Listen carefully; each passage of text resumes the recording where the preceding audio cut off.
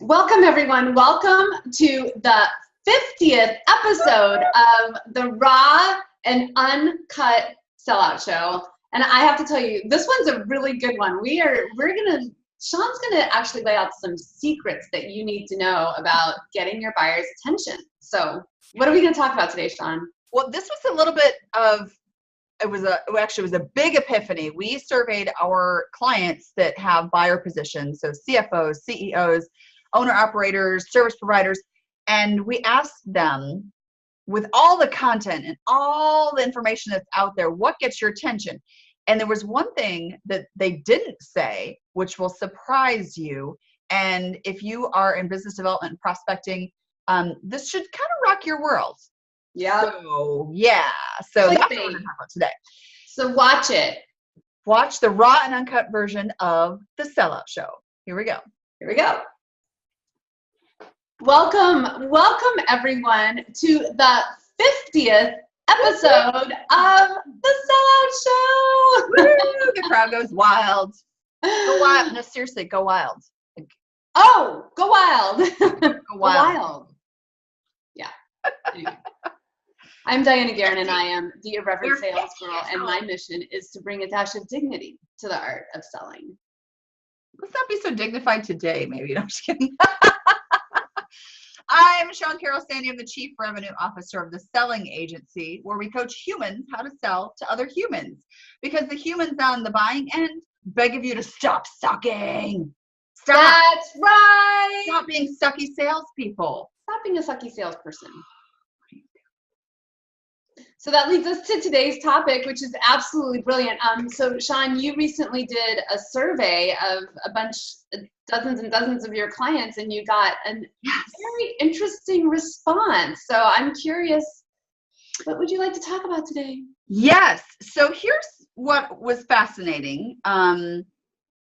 We polled our clients that are business owners, managing partners of firms, service agencies, CFOs, VPs of sales, operations directors, the people within our organizations that we work with that get called upon frequently as buyers of stuff. And we asked them, what messages, what gets your attention in a message? And I don't want to talk necessarily about what gets the attention so much today, is the one thing that they didn't say. They had plenty to say about what irritates them. They had plenty to say about robocalls and sounding like a robot and clickbait and all that kind of stuff. But here's what they didn't say, Dianna. Are you ready?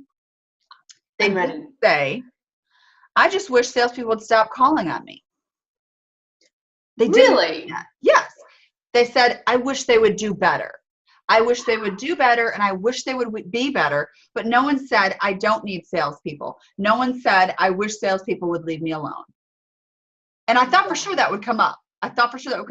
Just in this day and age where we can do all our own research and due diligence, they just wanted salespeople to be better. Does that surprise you? A little bit, but if I look into my own experience, I'm the same way. I mean, I want to hear from people that have something really awesome to offer me, and if I pick up the phone, I'm expecting that I know I'm being interrupted by someone I'm not expecting because their name doesn't come up. You picked up the phone, that you essentially consented to have whatever start of a conversation that is.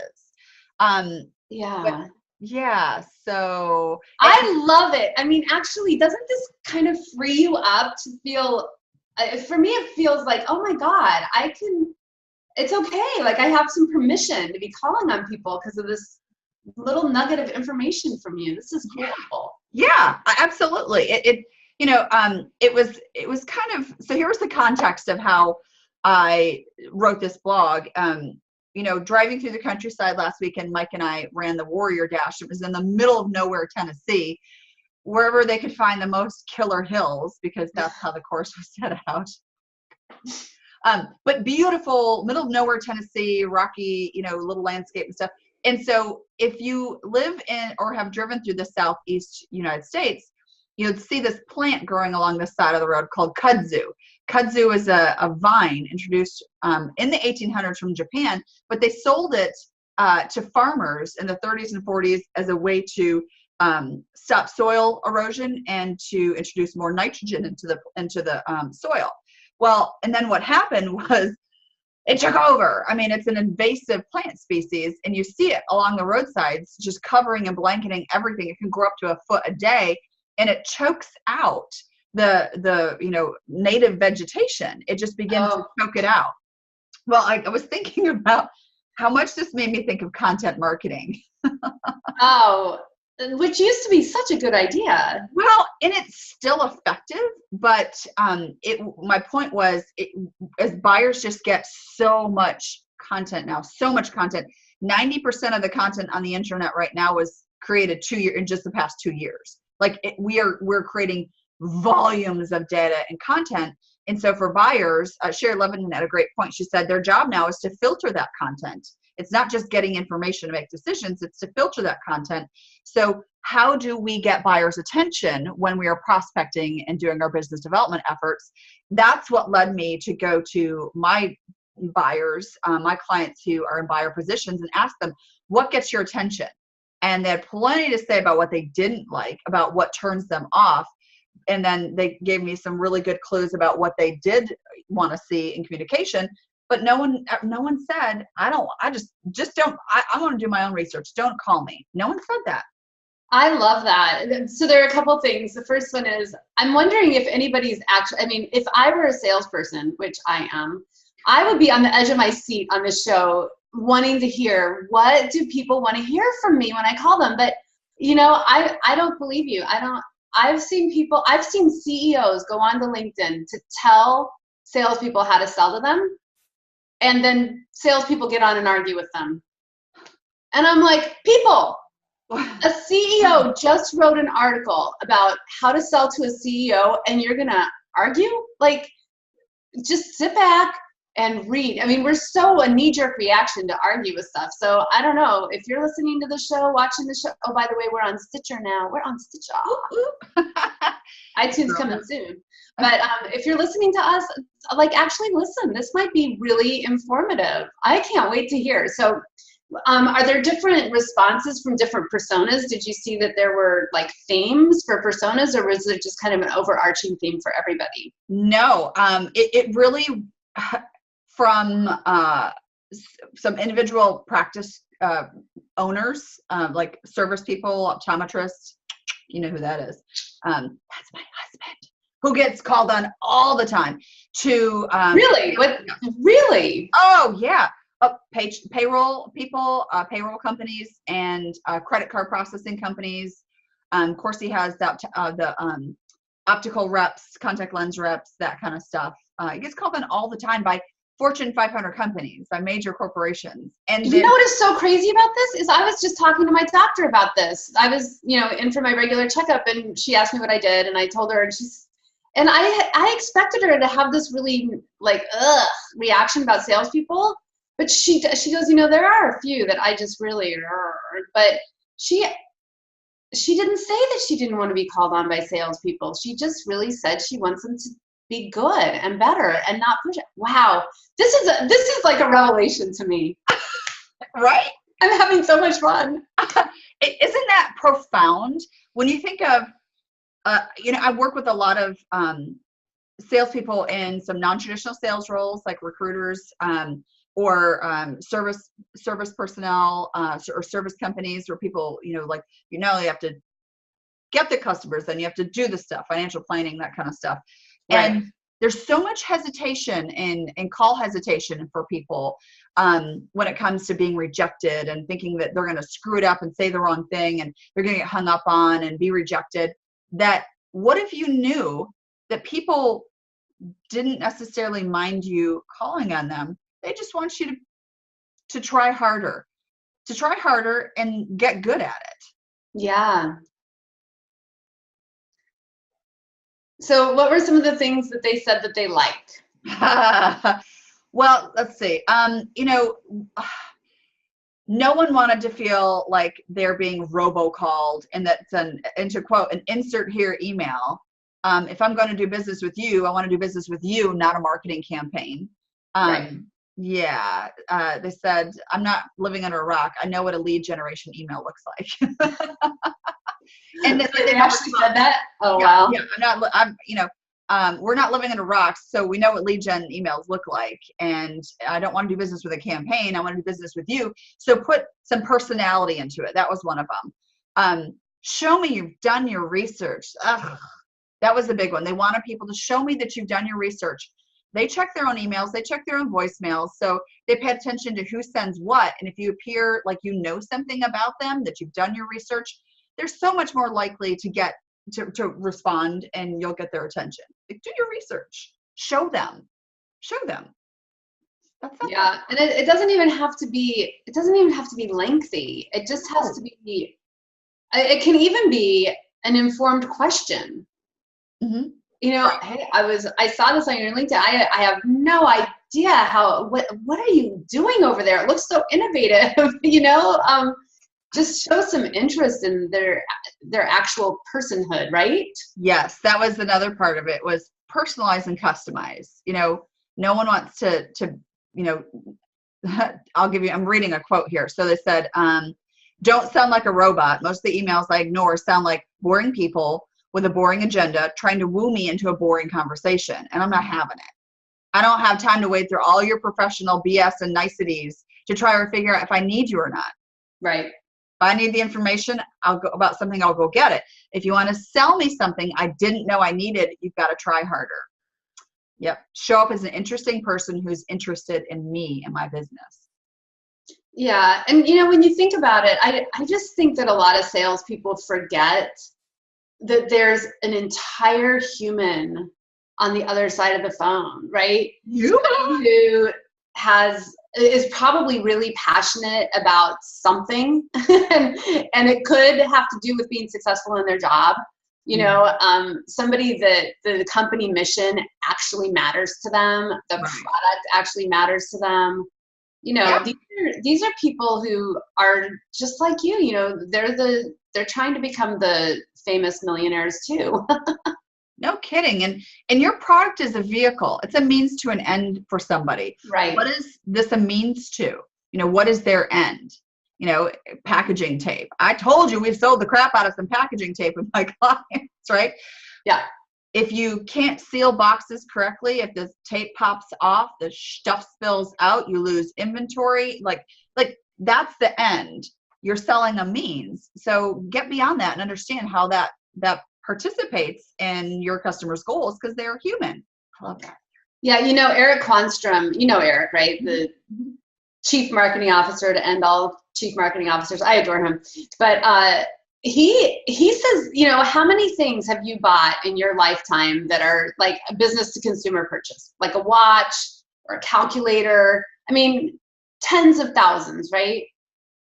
How many times have you bought a product that's a business to business purchase? Now, as a business owner, you probably have more than the average person, but it lands more in the hundreds, not the tens of thousands, right? Right. And he says, B2B selling, business to business selling is very personal.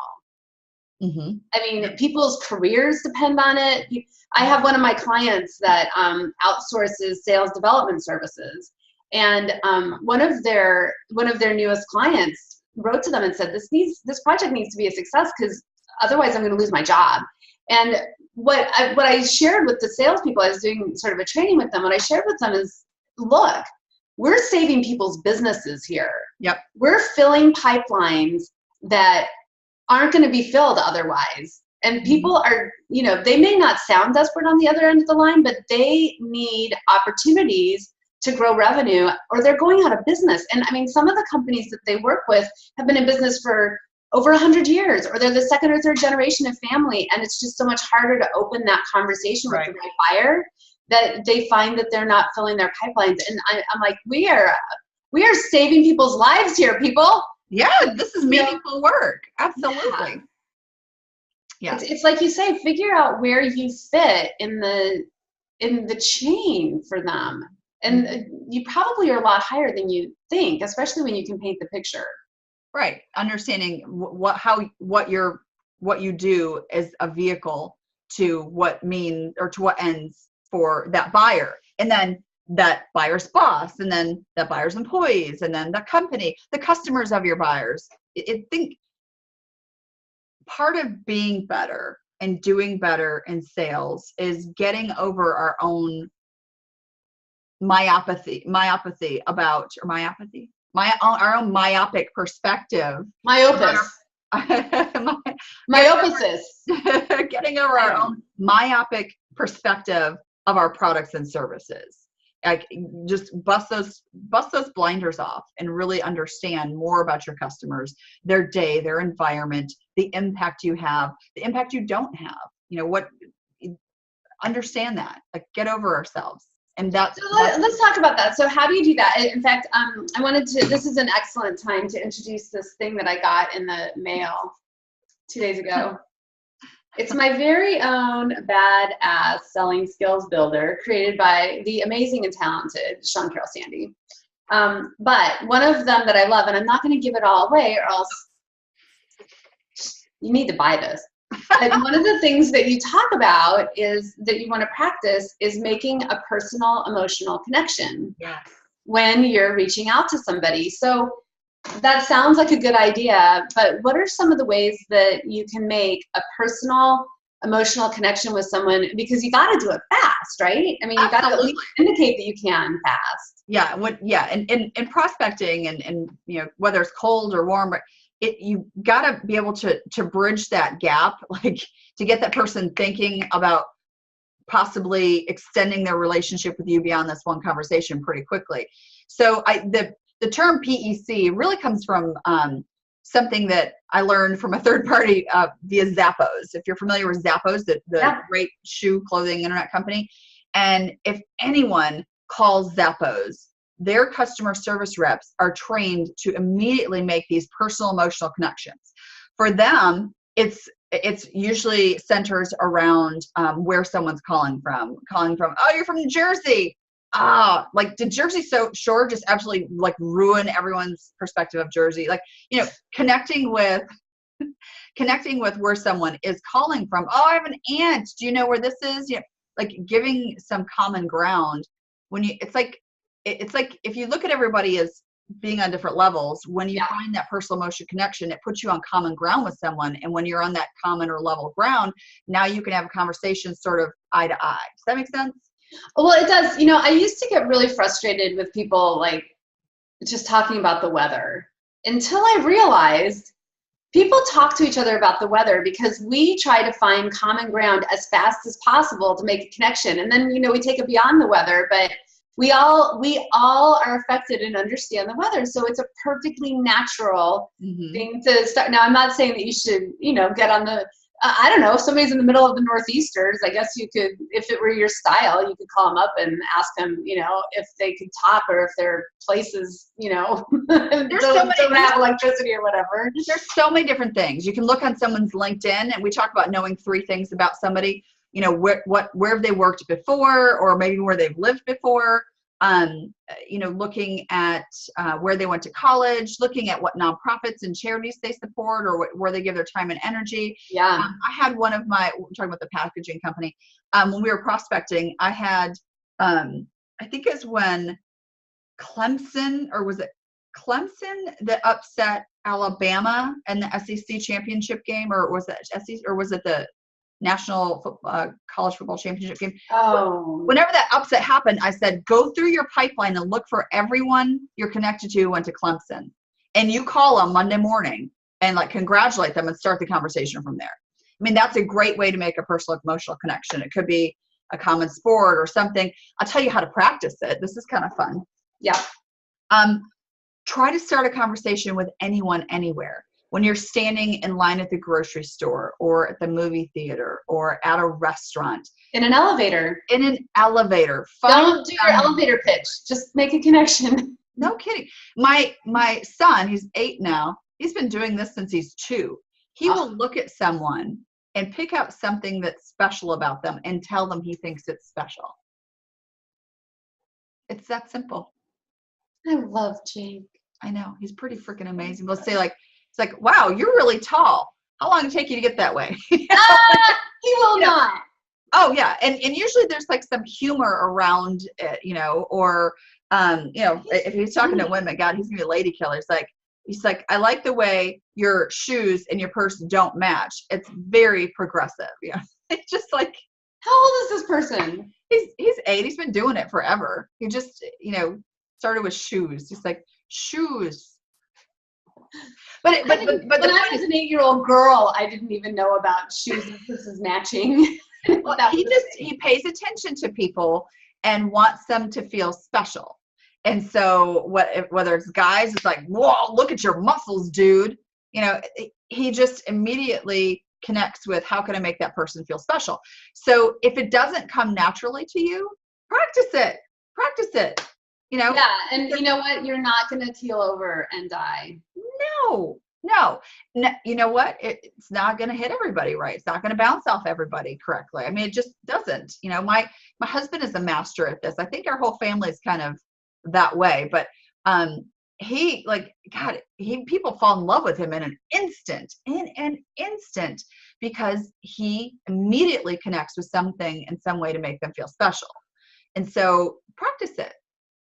That's really great. And I know we're not really big on tips and tricks, but something that's worked just miracles for me, as you know, cold calling's my thing. And, you know, cold calling's still part of it. You can do it on emails too. You can do this with emails too. Mm-hmm. But have a mirror in your office. Right. Sell to the mirror. And here's why. Not so you're all in love with yourself and narcissistic and that whole world, although if you are, enjoy.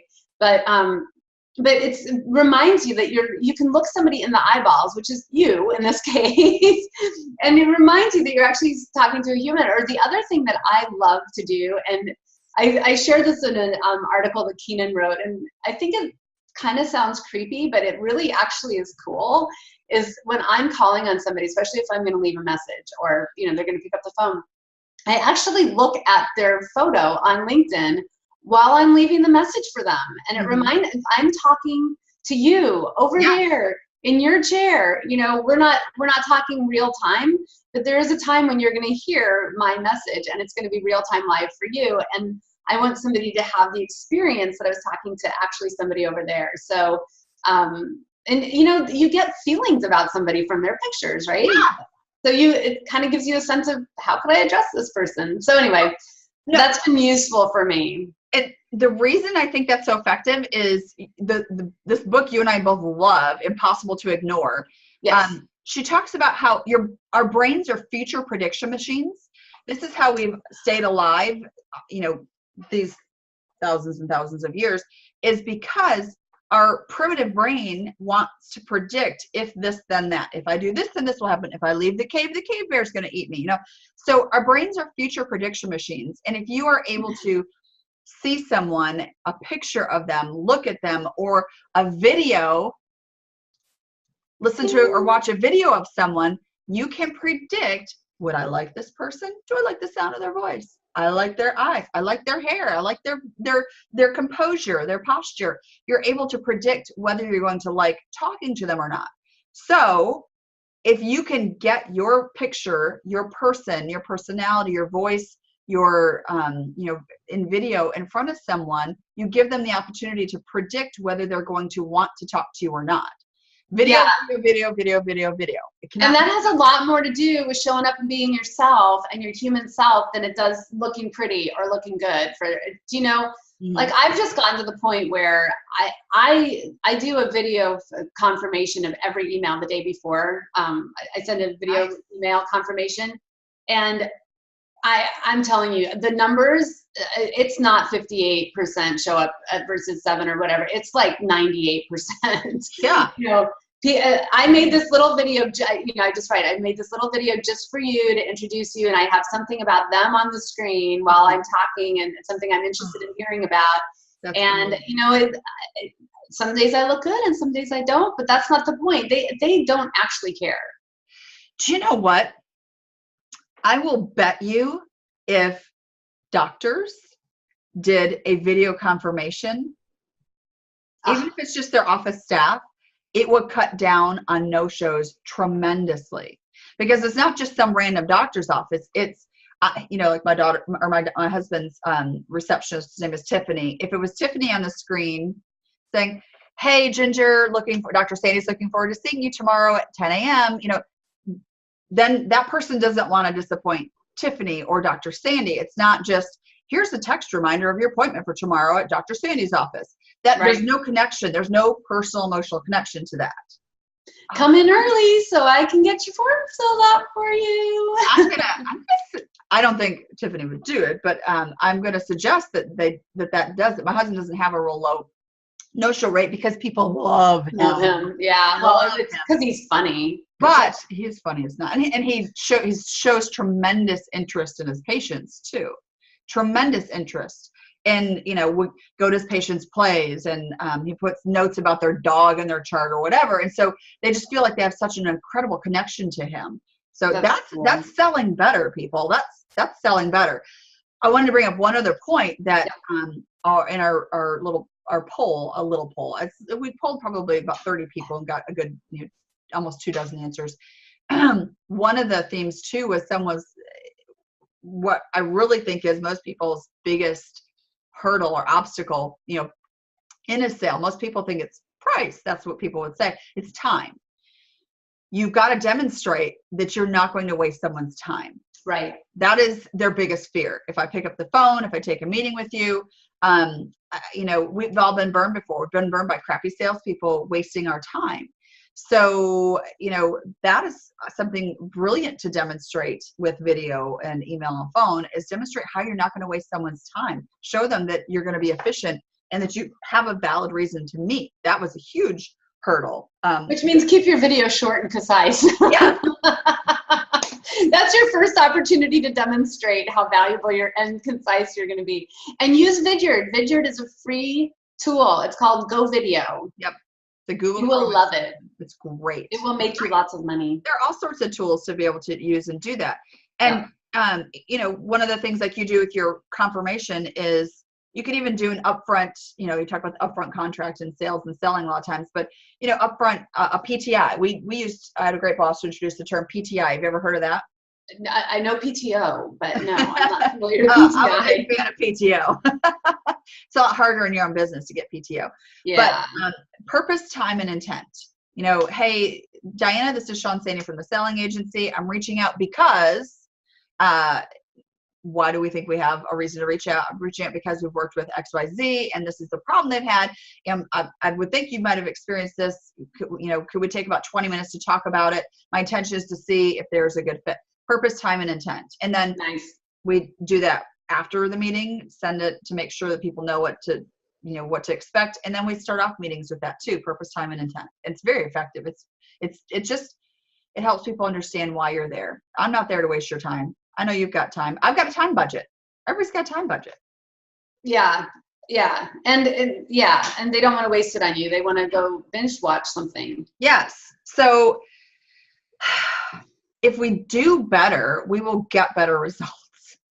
And isn't that what So people want to hear the moral of the story is, well, there are two things. The first one is people do want to hear from you, just be better. And the second one is it's not going to be that much harder to get their attention than your competition because your competition isn't getting better. So you get better. You don't have to run faster than the bear.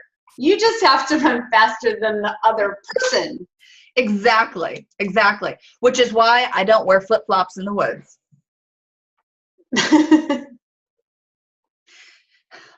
I always wondered why you didn't, and now I know. You see someone, with flip-flops on, that is not a person who plans on running anytime soon. Okay. I think that's, oh, wow. Okay. So, how do people find the badass skills builder to go send you an email that they want to be on your list? Oh gosh, let's see here. Well, we're in pre-production, pre-order stage. We're working on getting the website up. The website will be badassskillsbuilder.com. where you'll have not just the Badass Selling Skills Builder Volume 1, but eventually you'll have multiple options. What meets your specific needs? We're going to do them for SDRs, for entrepreneurs, business owners. Dianna, you have the Solid 6. We have the Solid coming out soon. So maybe when you reach this video hits the air, it'll be badassskillsbuilders.com. We'll put the link. We'll put whatever link it is in the notes. And before that, you can get on our email list, which is sort of a pre-order at, we'll put the link for our email sign up in the video below too. Good. Yeah. We had to like test the stuff first, people. And then you got to test it and then you get the website built. That's right. It's gorgeous. It's gorgeous. Thank All right. you. So it's such a good tool. It's a low-tech solution to an incredibly difficult problem, which is getting better. Focusing on skills, practicing, and stacking those habits. Habit stacking. That's going to be its own show. Anyway. Yeah. I think we've done that. I think we've killed it. I think we made our point. I think we made our point. Or 10.